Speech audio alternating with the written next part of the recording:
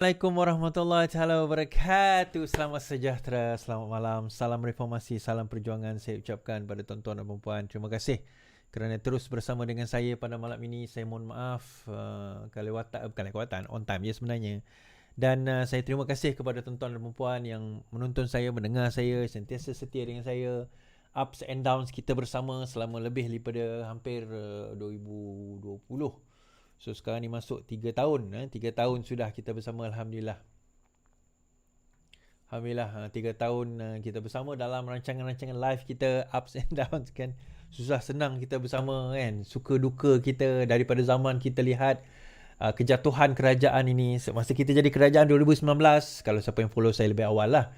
Lepas tu jatuh kerajaan 2020, naik balik apa orang kata, lawan balik pada masa itu, jatuhkan kerajaan gagal Muhyiddin Yassin, naik pula Ismail Sabri, jatuh Ismail Sabri, apa orang kata, pilihan raya berlaku dan akhirnya Datuk Seri Anwar Ibrahim berjaya menjadi Perdana Menteri Malaysia. Dan Alhamdulillah, terima kasih pada tuan-tuan dan puan-puan. Sebenarnya you are the one. Tuan-tuan dan puan-puan inilah yang banyak berjasa, banyak berbakti, the unsung heroes. Saya nak cerita lah. Saya yang bercakap ni, saya yang bercakap. Tetapi yang the unsung heroes, hero-hero, heroin-heroin, tuan-tuan dan puan-puan lah sebenar-benarnya, yang banyak membantu, banyak berbakti. Mungkin tak ke depan, tetapi secara belakang membantu kita. Mungkin tak berani ke depan kerana ada sebab-sebab, ada faktor tertentu, ataupun ialah tak prefer not to be in front. That's okay kan, sebab tak ada kami ni semua ni, kami dekat politik ni tak akan ada melainkan ada support yang kuat daripada tuan-tuan dan puan-puan. Itu yang paling utama. Terima kasih LTL juga kepada semua yang mendengar dan menonton kita. Terima kasih juga. Dan Alhamdulillah, kita telah berjaya mengangkat hero kita, Datuk Seri Anwar Ibrahim, menjadi Perdana Menteri Malaysia. Dan sekarang ini tugas kita adalah untuk memastikan beliau kekal sekurang-kurangnya 1 term. Sekurang-kurangnya. Tetapi undang-undang baru sekarang ini dah dibuat, maksimum Perdana Menteri akan jadi Perdana Menteri adalah sebanyak 2 term. So 2 term beliau akan jadi Perdana Menteri. Saya selalu kadang-kadang saya berfikir, tuan-tuan kan. Saya bercerita dan berfikir, saya cakap dengan kawan-kawan. Kita bukan kawan je lah, ini kita dalam kehidupan lah, kita buat sesuatu kerana kita kena percaya kepada cause ataupun kepada apa yang kita buat. Everything else tu irrelevant. Contohnya berapa ramai yang menonton kita, berapa ramai yang like kita, berapa ramai yang maki kita, berapa ramai yang puji kita, berapa ramai yang kata kita apa sekalipun, jadikan benda itu sebagai sesuatu yang kita letak dekat tepi. Sebab yang paling utama, objektif yang kita nak capai, visi yang kita nak capai, matlamat yang kita nak capai yang jauh, yang perjuangan yang kita nak capai, reform yang kita nak capai, itu sebenarnya yang kita nak kena fokuskan. Yalah, kadang-kadang kita ni manusia biasa kan, kadang-kadang kita rasa lemah, kadang-kadang kita rasa down, kadang-kadang kita rasa macam, yalah, kita manusia kan, kadang kita rasa up, kadang kita rasa gembira dan sebagainya. Itu normal. Kita ada benda harian yang berlaku dalam hidup kita. Tetapi percayalah, kalau kita sentiasa fokus dengan apa yang kita nak capai, apa kerja yang kita nak buat, apa matlamat yang kita nak dapat dalam hidup ini, insya-Allah kita boleh dapat sebenarnya. Ini pesan saya lah, talking through experience lah. Dan akan ada halangan-halangan yang akan menghalang. Akan ada suara-suara sumbang yang akan kata macam-macam kepada kita. Dia kata tak mampulah, kau takkan mampulah, kau tak layak lah, kau bukan siapa lah, muka kau buruk lah, suara kau tak sedap lah, dan sebagainya. And then, orang akan bercakap. Dan of course akan ada yang kata teruskan usaha. Yang penting sebenarnya adalah, apa saja kata mereka, anggaplah sebagai satu motivasi untuk kita. Tuan-tuan, kalau orang baling tai, kita ambil tai itu jadikanlah baja. Baja kompos kan? Kalau orang baling bunga, kita ambil bunga, jadikanlah hiasan yang baik. So either way, kita menang. Yang mereka yang akan kata kita macam-macam ni, satu hari nanti dia akan penat. Kan? Dia nak kata kita, dia yang penat nak kata kita. Kita kadang-kadang kita terlalu fokus dengan orang yang kata pasal kita, sampai kita sendiri rasa macam kita tak boleh nak teruskan benda yang kita nak capai tu. Saya selalu cakap macam ni lah. Yelah, yang mak bapak kita bagi kita makan minum pelindungan pun belum tentu nak boleh kata sebarang tentang kita. Ini kan pula orang yang tak buat apa-apa dengan kita ni lah. Orang yang tak bagi apa-apa kat kita. Makan minum kita, pakai kita, semua ni bukan dia yang bayar. So dia nak cakap lah, saya selalu cakap. Dia nak kata lah. So apa yang kita patut buat? Cakap itu je. Sebab kita kena faham matlamat kita bukan dia. Dan kita takkan boleh puaskan hati semua orang, tuan-tuan. Kita takkan boleh puaskan hati semua orang. Itu yang kita kena faham. Kita takkan boleh puaskan hati semua orang. So apa yang kita kena buat? Kita kena bersaing dengan siapa? Bersaing dengan diri kita. Improvekan diri kita. Dan kita kena ingat, orang yang duk kutuk kita dan sebagainya, orang yang akan down kita, dia akan kekal macam tu. Tapi kalau kita fikir macam mana, kita fokus macam mana nak memperbaiki diri kita, mungkin hari ini kita tak pandai bercakap, kita pergi kelas bercakap. Kita tak pandai menyanyi, kita pergi kelas menyanyi. Kita improve. Orang yang bercakap tu akan macam tu lah. Saya ambil contoh. Saya ada seorang dululah sama kampung dengan saya kan. Dia ni budak orang selalu pandang rendah dia. Satu sebab dia buta mata sebelah. So everything dia buat tu macam dipelekehkan lah.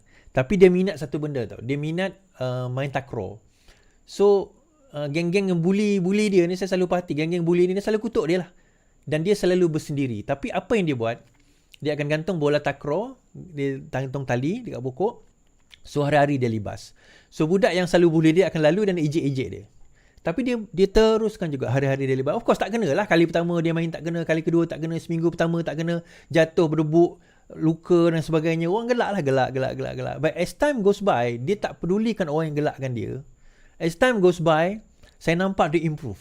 Dia improve sampai dia boleh jadi wakil sekolah dan akhirnya jadi wakil daerah untuk main sepak takraw. Yang geng-geng yang gelakkan dia tadi, macam tu je lah. Jadi kutu tepi jalan je lah. So dia improvekan diri dia tanpa dia menghiraukan orang gelak. Bayangkan kalau orang gelak dia bisa kata, lah aku ni tak pandai lah, aku ni tak tera lah, aku ni buta mata sebelah, manalah layak nak masuk petani. Kalau dia fikir macam tu kan, so akhirnya dia tak jadi apa pun. Last saya dengar dia cikgu lah. Last saya dengar dia jadi cikgu. Alhamdulillah lah. Itu dia punya kerjaya hidup dia. Tapi point is, dia fikir, dia kata apa, dia fikir fokus dia adalah macam mana aku nak improvekan diri aku. Orang gelak lantak dia. Orang akan kata, kita tak boleh nak halang orang nak kata apa pun. Kita tak boleh halang orang nak kata apa tentang kita. Tetapi apa yang ada pada diri kita, kita boleh improve diri kita. Kadang-kadang saya bercerita ni, bukan untuk orang lain, untuk diri saya jugalah. Pesanan kepada diri saya, kadang-kadang kita rasa down, kadang-kadang kita rasa kita tak bagus, kita tak layak, sebagainya. But then again, siapa kita nak kata kita tak layak? The only person yang boleh kata yang boleh kata kita ni tak bagus dan tak layak adalah diri kita je. The moment kita kata kita tak layak, betul lah tu. Okay? Panjang cerita kita ini. Baik. Saya nak bercerita malam ni, insyaAllah, apa akan jadi kalau PAS jadi kerajaan. Ni kalau kita buat satu bayangan, tuan-tuan. Apa akan jadi kalau PAS jadi kerajaan? Saya selalu terfikir macam tu kan. Apa akan jadi kalau PAS jadi kerajaan? Masa bersama dengan Pakatan Rakyat dahulu, saya pun tak pernah berkenan sebenarnya dengan PAS ni. Cuma pada masa itu kita masih ada kawan-kawan dalam PAS yang saya boleh nak toleransi. Tapi ada gerombolan yang saya tak boleh. Saya tak boleh dalam PAS ni sebenarnya. Sebab cara fikir dan cara pandang mereka bagi saya terlalu ekstrim. Okay. So kita akan tengok perkara tersebut. PAS dan Bersatu Melaka dan Perlis dikatakan bergolak. Orang duk cerita pasal PAS dan Bersatu Perlis. Tetapi orang tak cerita PAS dan Bersatu Melaka. Isu murid bawa senjata mainan sewaktu perarakan Palestin tempoh hari menjadi satu hari ini menjadi akan dijadi Kementerian Pelajaran dan Polis akan siasat. MP Langkawi minta Teresa datang Langkawi bogel, katanya dia berseluruh dusuki culas bayar mujahid. Baik. So kita akan tengok beberapa cerita pada malam ni insya-Allah dan kita lihat peristiwa-peristiwa yang berlaku dalam negara kita. Baik. Pertama sekali, 50 tan bantuan kemanusiaan RM7 juta sedia dihantar ke Gaza. Okey. Barangan bantuan kemanusiaan ini dikumpul melalui Ops Ihsan oleh lebih 40 NGO tempatan pada 21 dan 20 Oktober lalu. Sejumlah 50 tan barang bantuan kemanusiaan bernilai 7 juta ringgit untuk rakyat Palestin di Gaza siap sedia untuk dihantar ke Gaza melalui Mesir. Kementerian Luar Negeri dalam kenyataan berkata barangan itu dikumpul melalui kempen Ops Ihsan oleh lebih 40 NGO tempatan pada 21 dan 22 Oktober yang lalu. Penghantaran pertama barang kemanusiaan ini ke lapangan terbang antarabangsa Al-Arish melalui penerbangan kargo sewaan dijadualkan pada 3 November atas pembiayaan kerajaan Malaysia. Penghantaran seterusnya melalui laut akan digerakkan sebaik mendapat butiran terkini dari lapangan oleh pasukan Ops Ihsan ke Bandar Ismailiyah, Mesir dalam masa terdekat. Sebelum ini, Perdana Menteri Anwar Ibrahim berkata kutipan menerusi akaun amanah kemanusiaan rakyat Palestin yang diselia KLN bagi membantu rakyat Palestin akibat konflik terbaru melanda semenanjung Gaza berjumlah 81 juta. Menurut KLN, penerimaan sumbangan ini ke akaun dalam proses dan 23 juta dimasukkan dalam akaun itu sehingga kini. Katanya jumlah ini termasuk dana diterima daripada syarikat korporat yang menjanjikan sumbangan sewaktu majlis penyampaian sumbangan tabung di Seri Perdana pada 19 Oktober lalu. Berikutan jumlah sumbangan tinggi masuk ke akaun AAKRP, pengeluaran resit rasmi akan mengambil sedikit masa. Dan juga tuan-tuan, kalau sumbangan boleh disalur melalui pautan yang tertera inilah. Okay? Sumbangan melalui AAKRP layak dituntut sebagai pemotongan cukai di bawah subsection Akta Jadual Pencukaian. Jadi kita kalau tengok 50 tan bantuan kemanusiaan dihantar ke Gaza dan berkemungkinan ini bukan yang terakhir, akan ada proses yang akan dilalui ataupun akan ada berkala lah kita kata bantuan ke Gaza insyaAllah. Saya baru call kawan saya dekat dia sebelah tebing barat kot. Saya tengok belah mana dia. Dia kata tempat dia tu tak affected sangat. So far tempat dia tak affected sangat. Baik, kita bercerita tadi tentang hari tu kita bercerita tentang UPSR sejarah peperiksaan, dan ini adalah keputusan Kementerian Pelajaran Malaysia. UPSR tidak akan dikembalikan, kata menteri. Baik. Peperiksaan ujian pencapaian sekolah rendah UPSR tidak akan dikembalikan walaupun ada permintaan ibu bapa sebagai penanda aras pencapaian anak, kata Menteri Pendidikan Fadilin Siddiq. Beliau berkata KPM sedang memfokuskan tinjauan pelaksanaan kokurikulum persekolahan 2027 dalam pembangunan kokurikulum persekolahan baharu demi memastikan pendidikan masa depan lebih kukuh. Beliau meminta ibu bapa memberi tumpuan kepada usaha KPM mengadakan jelajah atau jaraya-waraya berhubung kurikulum baharu itu. Ini kerana kita mahu libat urus meluas untuk mendapatkan input bagi memperkukuhkan sistem pendidikan negara, katanya.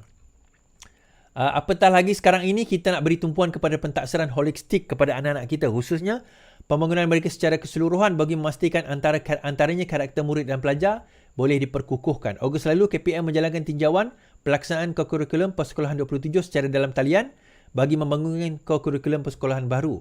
Pelaksanaan tindakan segera dilakukan bagi memastikan proses pengajaran dan pembelajaran serta pentaksiran dijalankan secara efektif dengan merujuk aras ditetapkan dalam dokumen standard kurikulum pentaksiran. Baik. So kesimpulan dia tuan-tuan, UPSR tidak akan dikembalikan. Yang tu kita terimalah apa yang kementerian kata. Cuma saya tertariklah nak melihat apakah kurikulum baru yang nak dibawa pada tahun 2027 nanti. Berkenaan dengan perkara ini, tetapi yalah, saya nak ulas panjang tentang benda ini saya tak berani sebab saya pun tak familiar sangat dengan kurikulum pendidikan yang ada. Saya tak familiar untuk saya nak ulas lebih panjang berkenaan perkara ini, tapi kita just hopefully kita dapat lihat benda ini berkembang dengan lebih baik. Tapi dalam pendidikan ni tuan-tuan, saya selalu pandang macam ni. Betul, kita kena lihat pendidikan itu sebenarnya secara holistik. Kita kena faham intelijen atau kebijaksanaan ni ada lebih daripada satu. Kita tak boleh anggap boleh pandai menghafal itu satu kebijaksanaan atau satu kepandaian semata-mata. Tak. Boleh menghafal itu satu, memahami itu satu. Kemudian kecerdikan ini pun dia banyak kecerdikan. Ada orang cerdik dalam main bola atau bersukan umpamanya, psikomotor. Ada yang cerdik mungkin dalam bab pendidikan, ada yang mungkin cerdik dalam dia different, intelligent ni different, music dan sebagainya kan. Arts for example. So dia ada different konteks intelligent yang kita ada. So untuk kita nak rangkum semua dalam satu benda dan kita harap semua akan solve all the problems tu memang agak sukar. Dan untuk kita kata macam kita nak dapat solve everything, kita ada lebih 10,000 sekolah dengan 400-500,000 pelajar setiap tahun.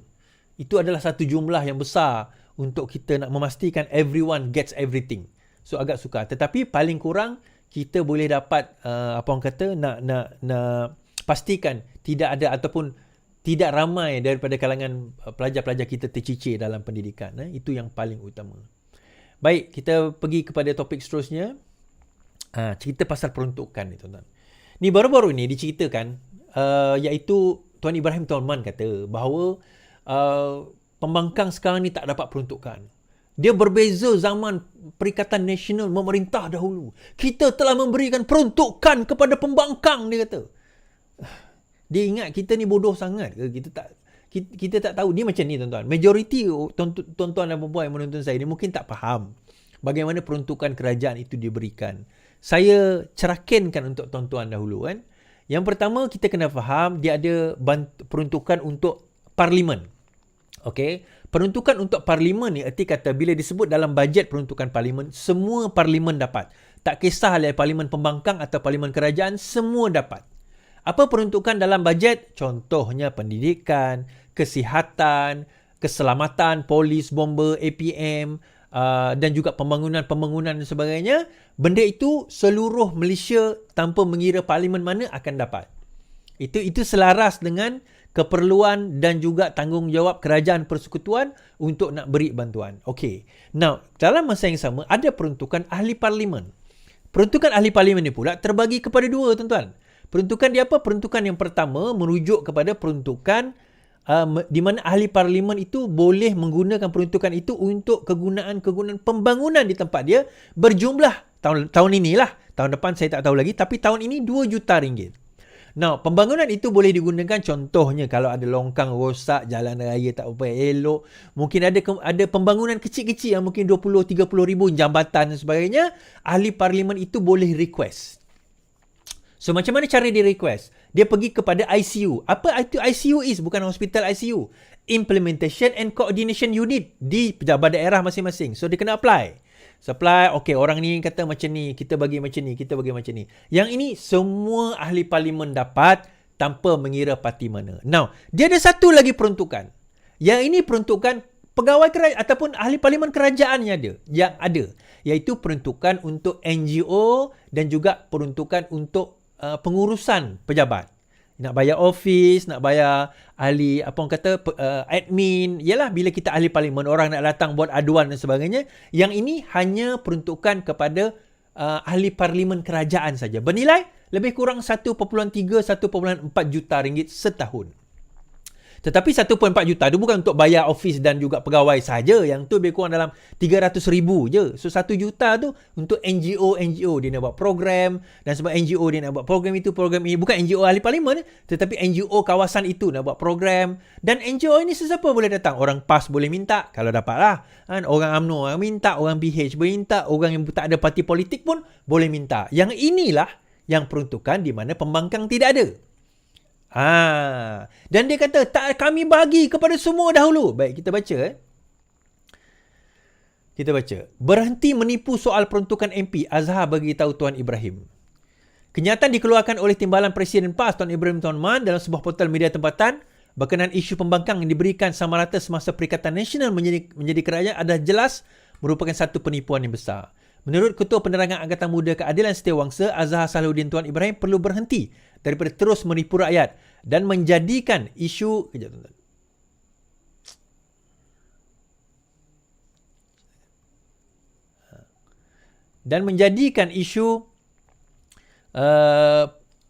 peruntukan ahli parlimen sebagai modal pemurahan untuk menyebarkan kebencian terhadap kerajaan paduan. Azhar juga mengingatkan semasa Perikatan Nasional menjadi kerajaan dipimpin oleh Ismail Sabri, ahli parlimen pembangkang daripada Pakatan Harapan hanya mendapat peruntukan setelah menandatangani MOU Transformasi dan Kestabilan Politik bersama pihak kerajaan pada 13 September 2021.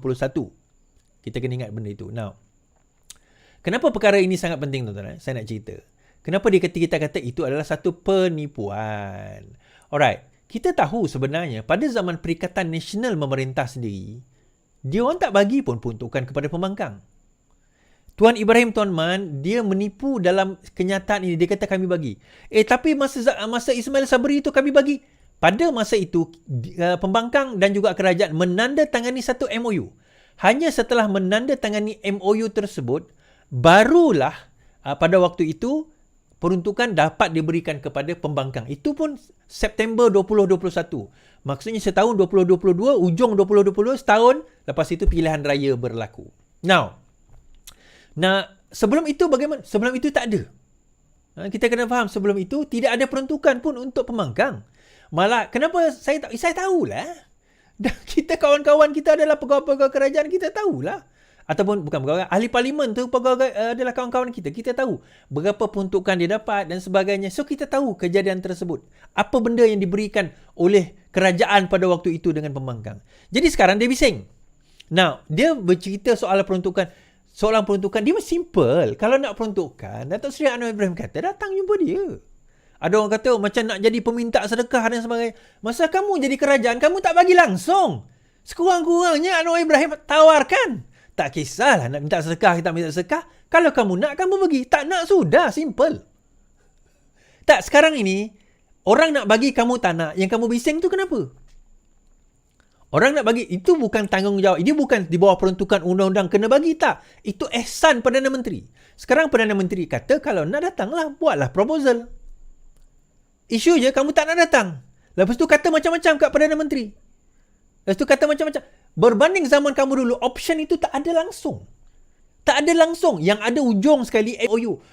Dah ada MOU tu MOU tu pun, bila kamu sedar kerajaan kamu tak stabil. Pada masa itu, disebabkan pertukaran kerajaan berlaku terlalu cepat. Terlalu pantas pada waktu itu. Ialah tak sampai pun 33 bulan, tiba-tiba jatuh kerajaan Muhyiddin Yassin, naik Ismail Sabri. Bila naik Ismail Sabri jadi Perdana Menteri, pada waktu itu, ketidakstabilan ekonomi antara lain menyebabkan rating kita. Rating kita menjadi teruk. Ketidakstabilan ekonomi itu menyebabkan kredit rating kita menjadi teruk, interest kita mahal. Pada waktu itu. Jadi kita kena tanda tangan perjanjian kestabilan. Dia bukan sengaja, saja-saja nak tanda tangan tu. Utamanya adalah untuk memastikan kestabilan negara. Itu yang paling utama. So, kadang-kadang kita tertarik ya, dengan persoalan ini, tuan-tuan. Ahli parlimen PAS menipu, memfitnah dan sebagainya. Dia jadi satu benda yang jadi timbul persoalan tau. Dia orang ni mampu ke tidak nak mentadbir negara? Tapi sebelum kita cerita bab tu, saya nak bawa kenyataan daripada Ustaz Mujahid Yusof Rawa yang mengatakan bahawa hutang dusuki. Itu kita cerita hutang harakahan. Hari ini hutang dusuki. Dusuki tak bayar habis lagi hutang dia, tuan-tuan. Kita tengok. Mahkamah Tinggi Shah Alam hari ini 2 bulan 5 tolak rayuan dusuki. Isu saya Hotel Tabung Haji terbukti di 2 mahkamah satu fitnah. Thank you Peguam. Okay. Dusuki sampai sekarang belum bayar 23,000 kata Dr. Mujahid 4 hari lepas. Senator Dr. Mujahid mendakwa bahawa bekas ahli jawatan Kuasa Dewan Ulama PAS Ahmad Dusuki Rani masih belum membayar kos 23,000 yang diarahkan kepadanya. Kan belum lagi dibayar. Menurut catatan Facebook, Mujahid memberitahu Dusuki gagal memenuhi arahan mahkamah dan sesudah itu beliau telah mengarahkan peguamnya mengeluarkan satu notis air kepada Dusuki untuk menuntut beliau membuat bayaran tersebut dalam tempoh 14 hari. Merujuk kepada kes saya dan Dusuki Rani di Mahkamah Session, Mahkamah Putrajaya telah memerintahkan Dusuki membayar kos kepada saya berjumlah 23,000. Sehingga hari ini, iaitu 4 hari lepas, Dusuki masih gagal dan cuai untuk membayar kos tersebut. Oleh itu, peguam saya dan hari ini telah mengeluarkan satu notis akhir kepada Dusuki untuk menuntut beliau membuat bayaran tersebut dalam tempoh 14 hari. Mujahid menambah, sekiranya Dusuki gagal, beliau tidak teragak-agak akan meneruskan tindakan seterusnya iaitu pelaksanaan termasuk dan tidak terhad kepada tindakan red penyitaan dan penjualan, garnishi dan apa juga tindakan pelaksanaan difikirkan sesuai. Pada 6 September lalu, Dusuki berdepan saman fitnah berjumlah 1 juta setelah didakwa mengeluarkan kenyataan bahawa fitnah terhadap Mujahid. Mujahid berkata tindakan undang-undang itu diambil setelah bekas pimpinan Dewan Ulama berkenaan terus mengeluarkan fitnah terhadapnya. Katanya kenyataan fitnah ini dikeluarkan susulan kekalahan Dusuki dalam saman terhadapnya sebelum ini. Okay. Untuk siapa yang tak familiar dengan kes ni, dia macam ni. Oh, cerita dia macam ni, tuan-tuan. Nak cerita tabung haji. Ini cerita kes tabung haji. Dusuki, malah aku nak panggil Ustaz. Dusuki dahulu telah memfitnah Mujahid, Ustaz Mujahid Yusof Rawa, Dr. Mujahid Yusof Rawa.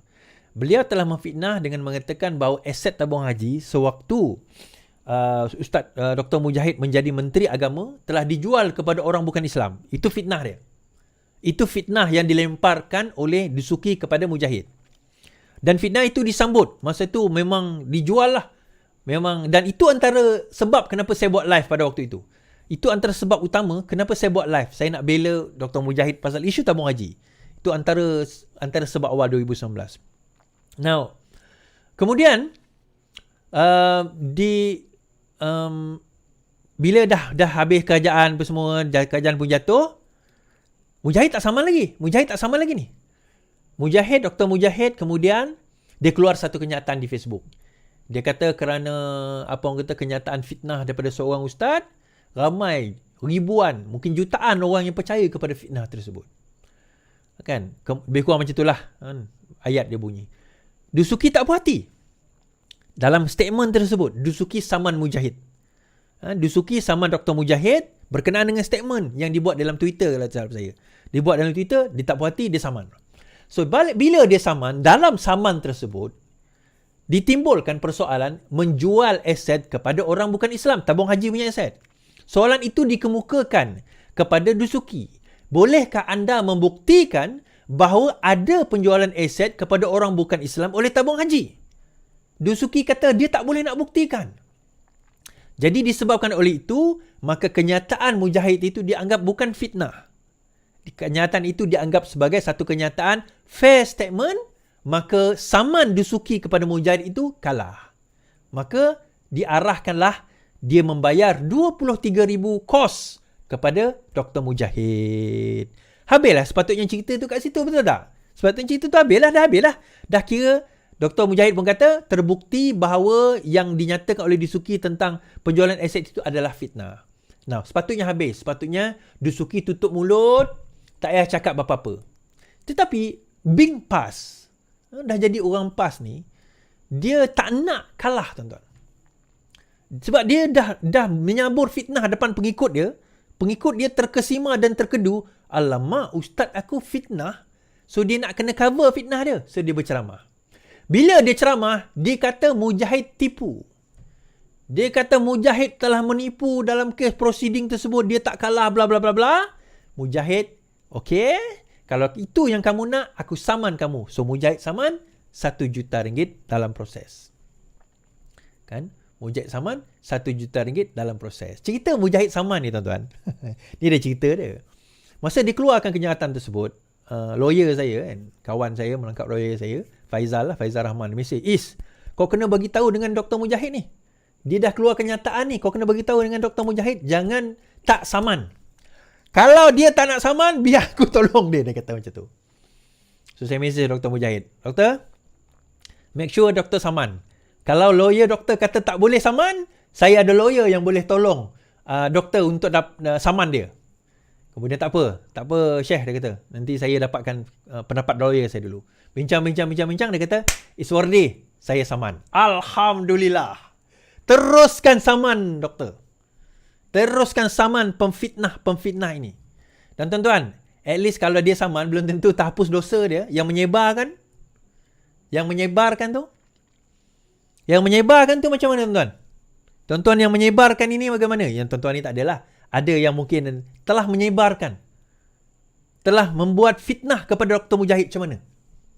Tuan-tuan tak takut ke dosa fitnah dia, tuan-tuan? Tak apa. Kita cerita lagi. So, kenyataan tersebut telah membawa kepada saman yang dikemukakan oleh Dr. Mujahid terhadap Dusuki. Nah, itu cerita yang kedua. Cerita pertama tadi, yang saman sebelum ini, yang dia kalah tu pun tak berjaya nak didedahkan. Tak berjaya nak dibayar, bukan didedahkan. Tak berjaya nak dibayar. Jadi, itulah dia orang PAS dah. Jadi kita terfikir kan, apa level PAS ni? Level PAS macam ni kan? Level, apa orang kata? Level pemerintah PAS yang sebegini. Macam mana agaknya kalau dia nak memerintah negara, kan? Bagaimana agaknya kalau sebenarnya mereka dah pernah perintah negara pun. Dia pernah perintah negara dan negara telah gagal sewaktu dia perintah oleh mereka. Korang tak percaya? Betul kan? PAS memerintah pada 33 bulan itu kan, betul tak? Bukan PAS memerintah ke 33 bulan itu? Oh, tapi dia tak jadi Perdana Menteri, doesn't matter lah. Kan? Pada waktu itu boleh je kalau korang nak tarik apa orang kata, tarik sokongan. Kalau sekiranya kerajaan tak ikut apa korang nak. Kan? Tapi yang menarik, tuan-tuan, ni cerita pasal PAS juga ni. Saya selalu suka bantai PAS kan. Ni cerita lagi. Cerita pasal hutang itu kan. Saya kata macam mana PAS nak memerintah kan. Cerita pasal hutang itu. Now, Harakah Daily menulis penulis dia, saya tak tahulah siapa penulis dia ni. Dia tak dedahkan siapa penulis dia ni.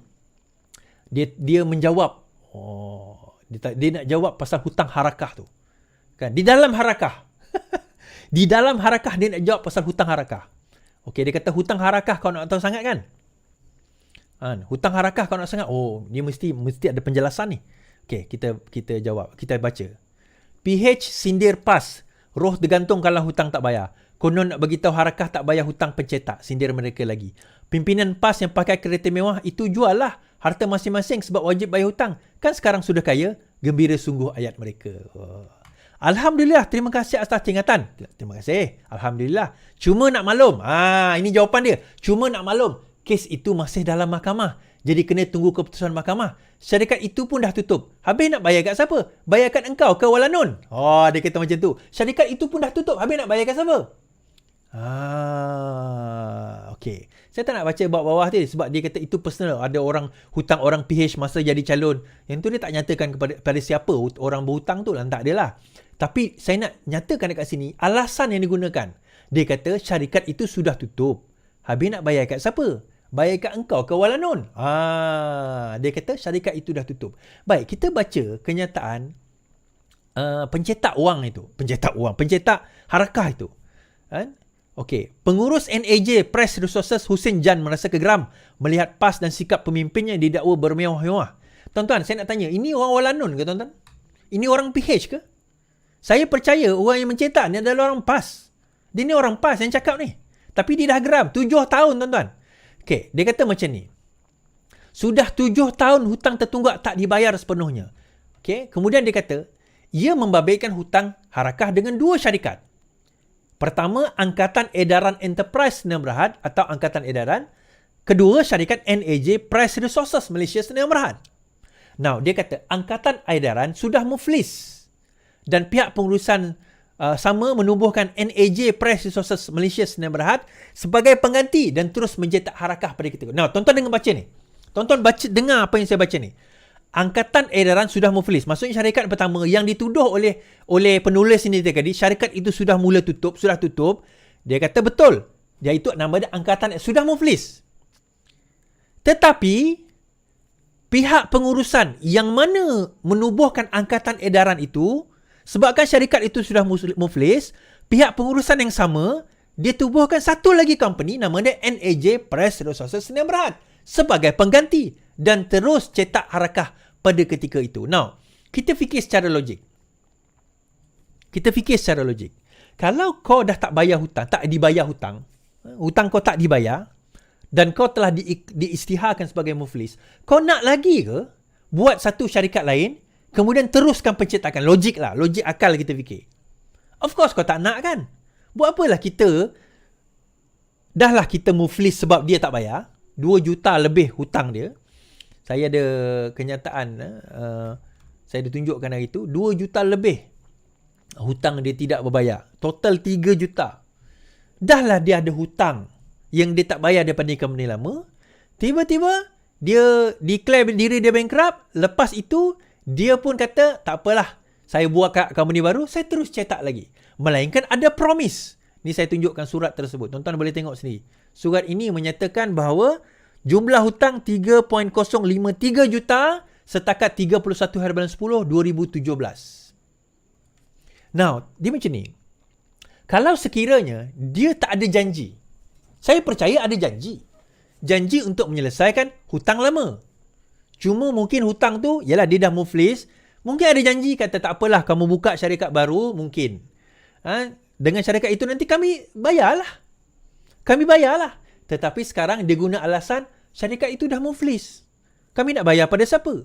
Pengurusan di dalam syarikat itu, yang dah muflis itu, sekarang ini buka lagi company baru. Bayar pada company baru lah. Takkan itu aku nak ajar. Takkan itu kita nak ajar. Itu yang pertama. Yang kedua, kita kata bahawa hutang itu, bila syarikat itu sudah muflis, kita kata, betul syarikat itu sudah muflis, ada tak hutang-hutang yang dia boleh tuntut daripada penghutang-penghutang dia? Jawapan dia boleh. Sebab itu benda ini masuk ke mahkamah. Perkara ini sekarang masuk ke mahkamah untuk dia nak tuntut. Walaupun dia syarikat itu sudah unwind, sudah winding down, kita kata, sudah bankrupt, sudah bankrupt. Bankruptnya kerana petition siapa? Dan boleh tak dia menuntut kepada orang yang berhutang dengan dia termasuk PAS? Itu persoalan dia. Sebab itu perkara ini masuk mahkamah. Jadi alasan yang diguna dia dah mau boleh nak bayar kat siapa? Itu alasan banggang tuan-tuan. Tak, kalau negara ni berhutang, itu ke alasan yang PAS nak guna? Kan? Itu ke alasan yang PAS nak guna? Sebab itulah bab kata Razif kawan saya ni lah, Timbalan Ketua Penerangan. Di dalam kenyataan beliau dia kata, negara tidak mempunyai pembangkang efisien, beliau berkata. PAS dan Perikatan Nasional gagal menjadi semak dan imbang sebagai pembangkang yang berkesan dengan fokus mereka hanyalah mahu menggulingkan kerajaan. Timbalan Ketua Penerangan PKR Razif Rakimi berkata, muktamar PAS baru-baru ini juga dilihat sebagai ruang untuk pemimpin mereka terus menipu ahli dengan retorik bahawa kerajaan akan tumbang dalam masa terdekat. Mereka berkata kerajaan akan tumbang pada awal, saya tak sempat login, pada awal bulan sekian dia kata. Tuan-tuan, retorik sebegini, itu saya kata tadi. Bila dia bercerita tentang fitnah, kan, Dusuki tadi, dia bercerita tentang hutang, kan, dia bercerita tentang nak jadi kerajaan, dia kena cerita, dia macam ni, dia kena taburkan sesuatu kepada pengikut dia. Sebab selama ni mereka dah percaya. Tapi manusia ni tuan-tuan, ditipu sekali mungkin dia kata tak apalah, mungkin dia terkhilaf. Ditipu 2 kali mungkin dia terkhilaf. Ditipu 3 kali mungkin dia terkhilaf. Tapi dah lama 4, 5, 6 kali dia pun berfikir balik. Betul ke? Kan? Betul ke geng-geng ni? Betul ke pok lebay ni? Betul ke so-called ulama-ulama ni? Atau mereka sekadar hanya menipu kita? Kita dah kena scam. Tuan-tuan.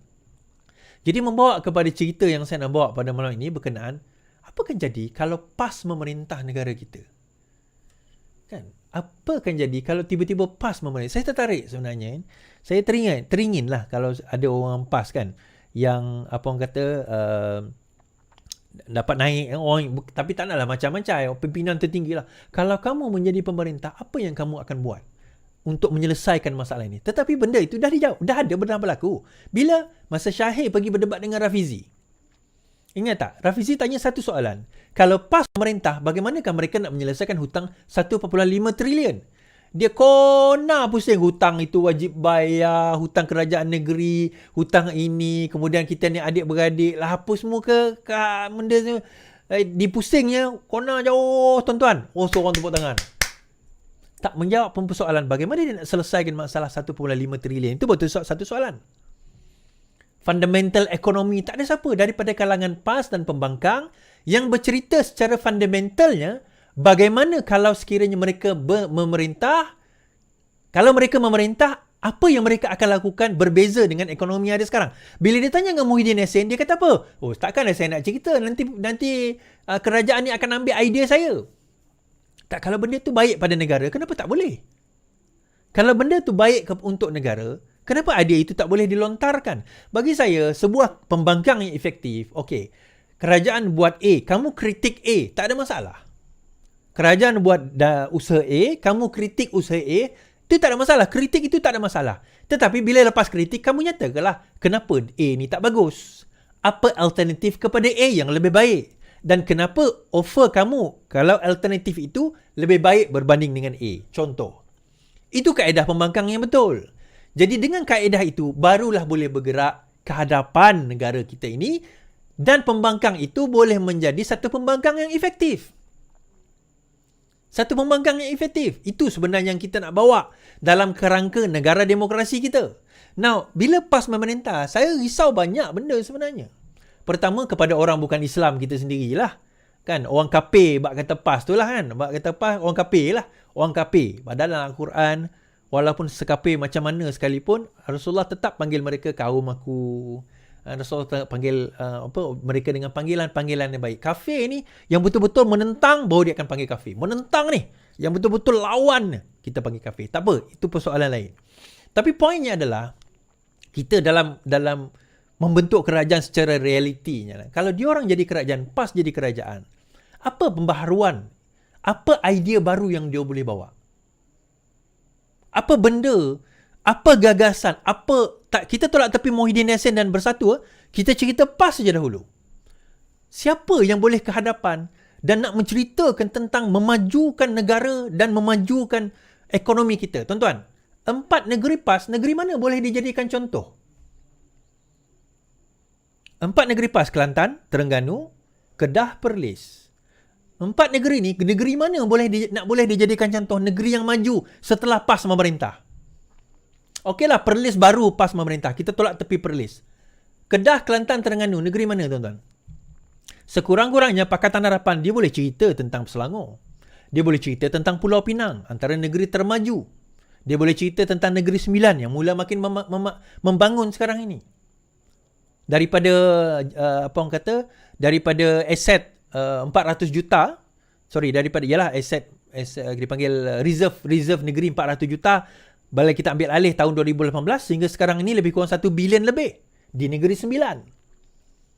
3 negeri ini, Kelantan, Terengganu, Kedah, negeri mana yang boleh dijadikan contoh ekonomi yang boleh dipegang sekiranya PAS memerintah? Bersatu, lagilah ke laut. Lagilah ke laut bersatu. Tak boleh nak bergerak, tak ada contoh.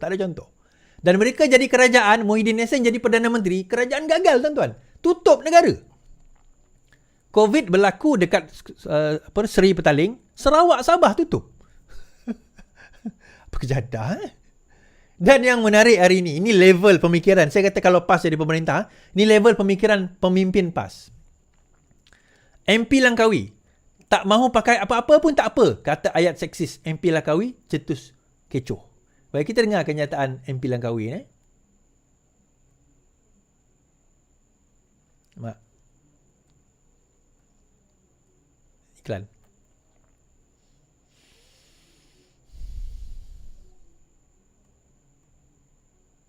Okay. Terima kasih. Sekarang kita pergi ke pantai Langkawi ya. Boleh pakai seluar pendek tak? Okey. Saya nak jemput khusus Masa sudah tamat. kepada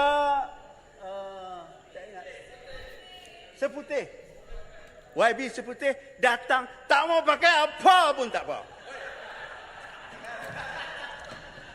Cukup. Gelak tuan-tuan YB Seputih, Teresa Kok tak mau pakai apa pun tak apa. Okay. Masa sudah tamat. Okay, right.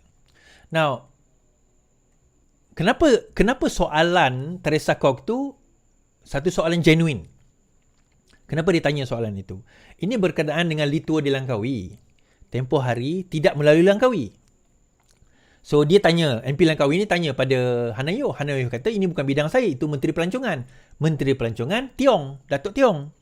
So Datuk Tiong kata kami menerima aduan daripada kalangan-kalangan pelancong, cara kami berpakaian ni tidak digemari oleh kerajaan negeri. Tidak digemari, dia kata. Ada mungkin tak tahulah apa yang berlaku, mungkin macam kat Terengganu kot. Kita tak tahu. Tapi sekarang Terengganu dah boleh pakai begini ya tuan-tuan. So tak ada isu lah. So poinnya adalah tak boleh. Jadi disebabkan aduan-aduan itu, maka kerajaan telah mengambil, terutama Undang Pelancongan mengambil keputusan tidak melalukan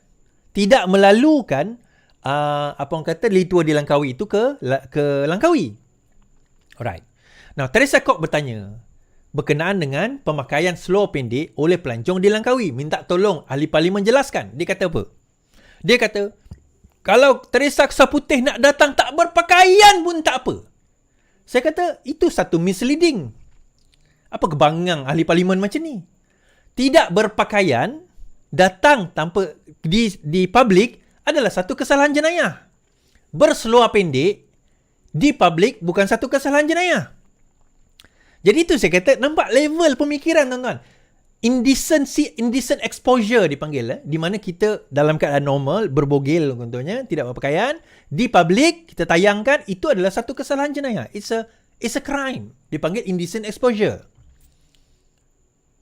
Itu dipanggil perkara itu satu kesalahan jenayah di bawah penal code. Di bawah akta keseksaan. Kanun keseksaan. Tetapi berseluar pendek, kan, pakai biasa, yang kita kata bukan pakaian normal orang Melayu, tetapi normal orang bukan Islam, itu bukan satu kesalahan jenayah. Soalan tadi tu dijawab dengan satu fakta dan satu kenyataan yang walaupun pendek, tak berpakaian pun tak apa. Bodoh. Seorang ahli parlimen yang bodoh, yang bangang. Takkan tak tahu akta itu?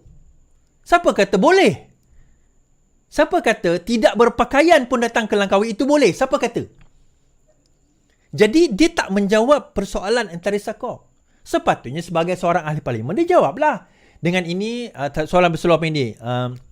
Kenyataan kami sebagai sebagai ahli parlimen, saya boleh mengatakan bahawa tidak ada undang-undang sedemikian di mana pelancong dilarang untuk menggunakan seluar pendek di Langkawi. Contoh. Peruntukan daripada kerajaan negeri pun tidak ada. Contoh kan. Sebutlah macam tu lah. Apa susah sangat? Atau kalau dia tak tahu, saya tidak pasti sama ada larangan atau tidak, saya akan periksa dan saya akan jawab balik kemudian. Kan senang. Tetapi sebaliknya dia guna pendekatan tak berpakaian pun tak apa datang ke Langkawi. Itu bangang. Kenapa? Tak berpakaian itu kesalahan jenayah. Macam mana pula kata tak berpakaian tu tak buat tak apa? Apa kebangang ahli parlimen macam ni? Takkan tak tahu benda tu. Kemudian dia kata apa? Dia kata macam ni. Dia jawab. Ini saya kata pas. Dia kata, MP Langkawi, jawapan soalan kok tu nada berseluruh dari kawan kepada kawan. Ahli Parlimen Muhammad Suhaimi menjelaskan kenyataan jemputan kontroversi kepada Ahli Parlimen Seputih untuk melawat ke Pulau Langkawi. Dia menyifatkan sebagai jawapan provokasi terhadap soalan yang didakwanya sebagai provokasi juga. Sepatutnya tiada mana-mana pihak perlu sensitif, tak tentu arah. Malah mereka menimbulkan kembali perkara ini tiada kena-mengena dengan ketika perdebatan ini berlaku. Bila tak ada kena-mengena dengan dia marah pula kan. Tanya tu genuine. Teresa Kok tanya tu genuine. Benarkah dakwaan sedemikian? Kenapa dia kata provokasi pula? Kalau tak benar, cakap tak benar lah. Cakaplah ini adalah satu penipuan. Di Kedah, di Langkawi, kami tak ada undang-undang sedemikian. Tetapi, menyatakan itu seolah-olah macam ada. Betul? Seolah-olah macam ada. Seolah-olah macam ada yang kita kata sebagai, apa orang kata, halangan itu. Dan juga pemikiran PAS ini, saya tambah lagi satu hujah. Bagaimana mereka ini membawa kepada fahaman ekstremisme. Boleh membawa kepada fahaman ekstremisme.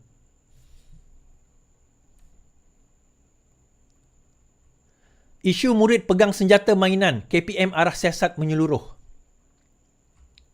Kementerian Pendidikan telah mengarahkan siasatan menyeluruh berhubung penampilan senjata mainan dalam satu program dipercayai berkaitan solidariti bersama Palestin di sebuah sekolah yang tular di media sosial baru-baru ini.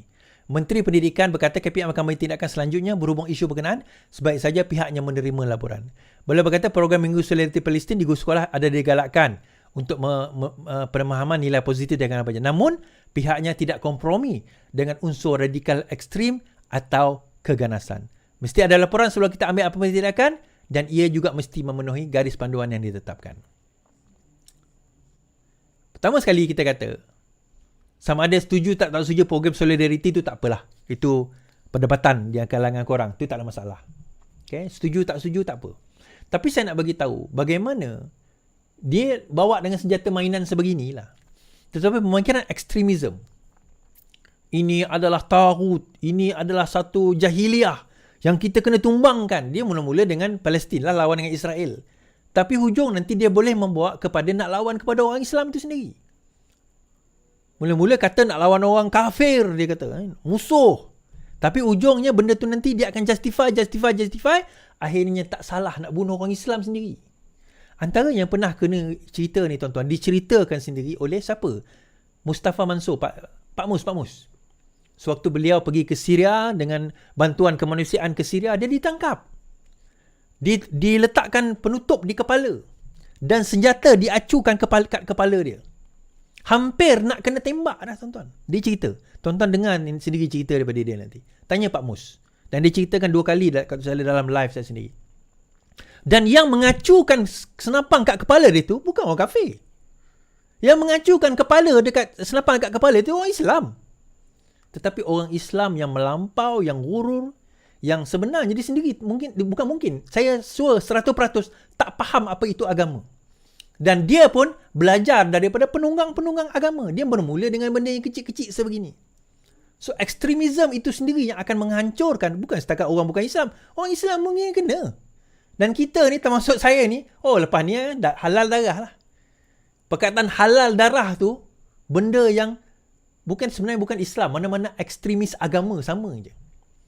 Cuma agama dia berlainan, tetapi ekstremis dia ada yang membawa pahaman-pahaman sedemikian. Kan? Dan inikah Islam? Inikah negara yang kita nak cita-citakan yang akan dibawa oleh PAS nanti? Tuan-tuan rasa tuan-tuan mampu ke nak berhadapan ataupun bernegarakan sebuah pahaman ekstremis sebegini? Saya tanya tuan-tuan lah. Asking your conscious lah, kita kata. Sanggup ke?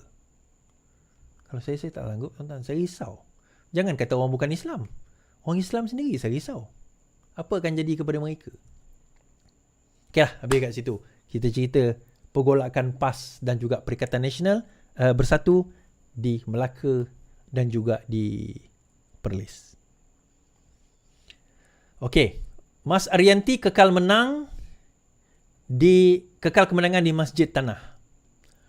Mahkamah Pilihan Raya hari ini mengekalkan kemenangan Datuk Mas Arianti Samsudin sebagai Ahli Parlimen Masjid Tanah pada PRU ke-15. Keputusan dibuat oleh Hakim setelah mendapati pempetisyen yang juga bekas calon Barisan Nasional Abdul Halim Abdul Wahid gagal membuktikan melampaui keraguan munasabah responden iaitu ejen yang melakukan sogokan ketiga PRU 15 bagi mempengaruhi pengundi. Katanya keputusan dibuat setelah meneliti dan menghalusi nota keterangan membabitkan 28 saksi iaitu 25 daripada pempetisyen dan 3 daripada responden termasuk Mas Armianti sepanjang perbicaraan sepanjang 13 hari. Katanya pempetisyen bergantung kepada dua alasan utama bagi membatalkan kemenangan responden iaitu berlaku penyogokan wang oleh ejen responden semasa hari pengundian berlangsung dan penjamuan yang diadakan pada 3 Disember di markas PAS Pasir Gembo. Beliau berkata pempetisyen bergantung kepada sogokan wang terhadap 3 individu saksi pendakwaan oleh pengurusi tetap Pemuda Bersatu Akmal Zainal Tahir yang diberikan di luar sebuah rumah di Jalan Masjid Tanah oleh bekas setiausaha Mas Arianti Nur Hashimah Nordin di dalam premis. Mahkamah berpendapatan SP tidak mengenali siapa individu memberi wang pada hari pengundian selain kegagalan pempetisyen memanggil Akmal Zahin dan Nur Hashimah hadir memberi keterangan. Baik. Saya dah kata kes ni akan menang pada Mas Arianti lah. Dia ada satu petition yang dibawa oleh Barisan Nasional tentang sogokan. Isu yang dibangkitkan dalam perkara tersebut ialah saksi utama iaitu 2 tadi tu yang saya sebut tadi tu tidak hadir. Tidak hadir dalam keterangan ini menyebabkan kes itu kalah. Saya dah kata dah Masjid Tanah akan kalah. Now, maksudnya kes itu akan kalah maksudnya dia akan menang lah. Kes tersebut akan dianggap sebagai kalah. Bukan maksudnya tidak berlaku sogokan tapi sebab saksi utama tak boleh nak ada. Tetapi dalam masa yang sama kita pelik juga tuan-tuan. Di Melaka itu sendiri yang tadi kita cerita pasal Mas Arianti bersatu kan. Kemudian kejap.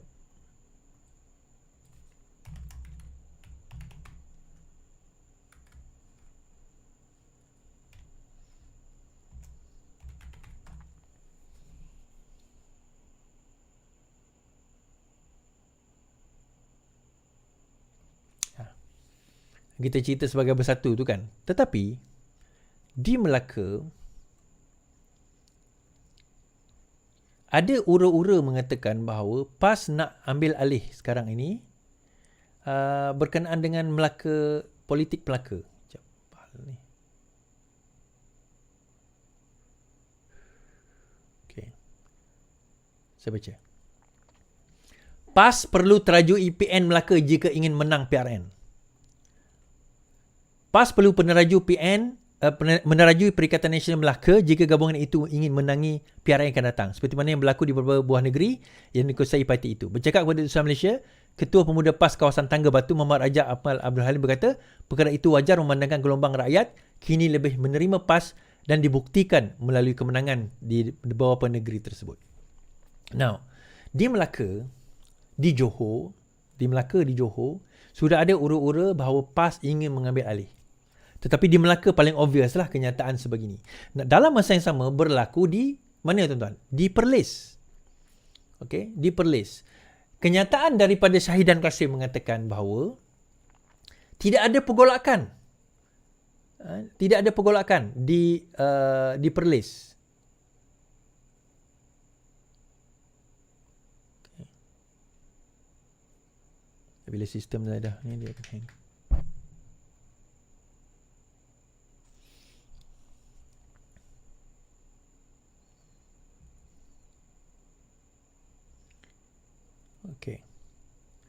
Right. Kenyataan daripada PAS Perlis.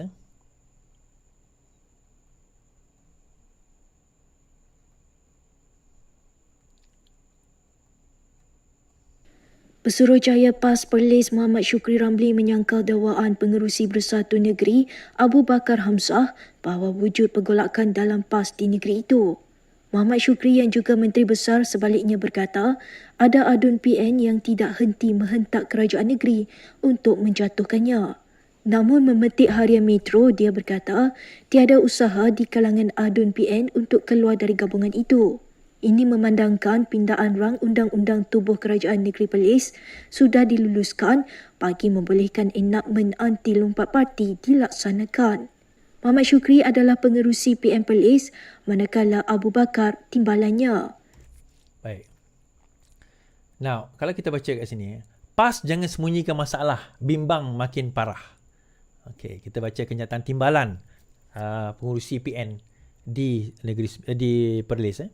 Pengerusi Parti Bersatu Negeri Abu Bakar Hamzah menegaskan PAS negeri tidak seharusnya menyembunyikan permasalahan dan perpecahan dalaman parti itu ketika ini. Bercakap kepada Utusan Malaysia, Abu Bakar yang juga timbalan pengerusi PN berkata, pimpinan PAS perlu memperjelaskan situasi semasa yang berlaku bagi sama-sama membina kekuatan dalam gabungan berkenaan. Kemudian beliau juga menyatakan, pengerusi itu berkata, Abdul Hamzah menegaskan PAS negeri tidak sepatutnya menyembunyikan permasalahan dan perpecahan dalam parti itu. Bila dia kata tak ada masalah dan sebagainya, dia kata tak ada masalah, Dr. M kata itu merupakan naik turun yang biasa dalam politik. Baik, kita nak cerita lah. Saya rumuskan sebegini. Kenyataan yang dikeluarkan oleh PAS, oleh Bersatu itu menyatakan bahawa pergolakan itu bukan di kalangan, kalau tuan-tuan baca cerita tadi itu, seolah-olah pergolakan itu berlaku di kalangan ahli PAS lawan dengan Bersatu. Dia bukan. Kenyataan timbalan pengurusi Perikatan Nasional mengatakan sebenarnya masalah yang berlaku adalah masalah di dalam PAS Perlis itu sendiri. Dan dia menyuarakan pandangan supaya PAS kena settlekan masalah dalaman. Tetapi kenyataan daripada pengurusi seolah-olah menyatakan bahawa yang bermasalah adalah Bersatu. Dia tak sebut Bersatu, dia sebut Perikatan Nasional, tapi seolah-olah sedemikian. Dan disebut ada beberapa orang yang hentak-hentak kerajaan negeri, dia kata. Dia hentak-hentak kerajaan negeri. Dia nak put everything sweep it under the carpet. Dia nak menyembunyikan situasi sebenar yang berlaku. Hakikatnya di Melaka, di Perlis, pergolakan yang berlaku ini adalah satu pergolakan yang genuine, yang memang benar berlaku. Kerana apa? Yang pertama, PAS nampak bahawa Bersatu sudah tidak ada kekuatan di negeri-negeri tersebut. Melainkan negeri seperti Selangor, mungkin Bersatu ada sedikit. Johor pun ada sedikit. Disebabkan oleh ada Perak ada sedikit, tetapi di negeri seperti Perlis, di negeri seperti Melaka, di negeri seperti Negeri Sembilan, di negeri seperti Kedah, Kelantan, Terengganu, Bersatu tidak ada kekuatan. Dan mereka bercakap dan berpolitik sekarang ini menumpang kekuatan PAS. Yang mereka ada hanyalah dana yang sekarang ini semakin mengecil dan semakin kering kontang. Disekat ke sana kemari tuan-tuan. Tuan Wan Saiful Suanjan kena 18. Pertuduhan pengubaran wang haram. Mungkin aset kena freeze. Muhyiddin Yassin kena.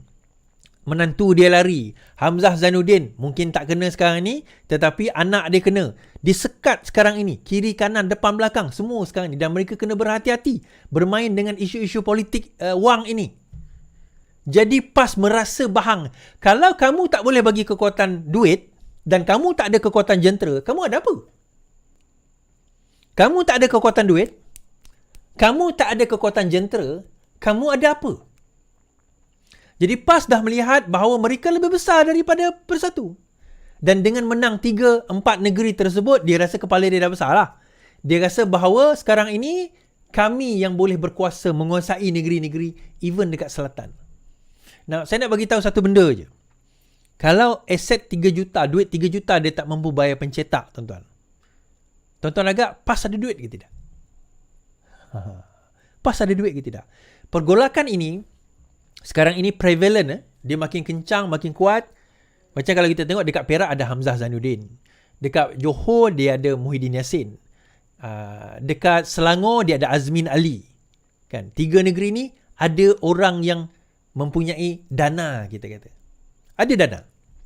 Tak banyak sikit ada dana. Tapi negeri 3 ni bolehlah dia nak masih lagi kekal. PAS masih boleh, tak boleh naik tocang dia kata. Tetapi sekarang ini luar daripada itu, PAS negeri mula rasakan bahawa sekarang ini mereka tengah memikul biawak hidup. Bersatu ini adalah biawak hidup yang diorang sekarang ini sedang pikul. Jadi itulah pergolakan politik yang ada di dalam Perikatan Nasional itu sendiri. Saya rasa itu kan Dayanku Intan dia buat kutipan derma untuk nak pergi menentang Perdana Menteri kan. Saya rasa apa kata? Kutipan derma tu gunakanlah untuk pergi bayar hutang harakah. Sebut pasal derma ni tuan-tuan. Yang ni genuine derma. Okay, seperti mana saya kata, kita akan buat kutipan kepada Ustaz Wan G. Boleh pergi ke Pertubuhan Pemangkasaan Wanita dan Keluarga Petraja. Derma di dalam akaun berikut ataupun dan resit nanti hantar kepada anak admin, dan insyaAllah untuk bulan yang seterusnya ini kita akan hantar bantuan dan juga kita akan hantar kepada isteri dan keluarga Ustaz Wan G insyaAllah. Setiap bulan kita akan hantar, dan bulan lepas kita dah hantar, bulan ni kita hantar kepada Ustaz Wan G dan juga kepada peguam beliau. Terima kasih yang telah menderma, terima kasih yang telah menyumbang, dan sumbangan anda itu insyaAllah bila Ustaz Wan G keluar nanti, saya akan nyatakan kepada mereka sokongan, dokongan tuan-tuan dan perempuan yang tuan-tuan dan perempuan telah berikan. Terima kasih kepada semua 9,000, 10,000 yang menonton kita pada malam ini. Alhamdulillah. Terima kasih kerana terus bersama dengan saya selama 1 jam. Kita jumpa lagi. Selamat malam, selamat beristirahat. Tuan-tuan, ingat, dalam hidup kita ni, yang penting jangan pernah kita berputus asa. Of course, akan ada orang yang tak puas hati dengan kita. Ingatlah satu benda, kita takkan boleh puaskan hati semua orang. Tetapi apa yang kita boleh buat untuk diri kita, improve ourselves. Yang penting, lawan. Tetap lawan. Assalamualaikum.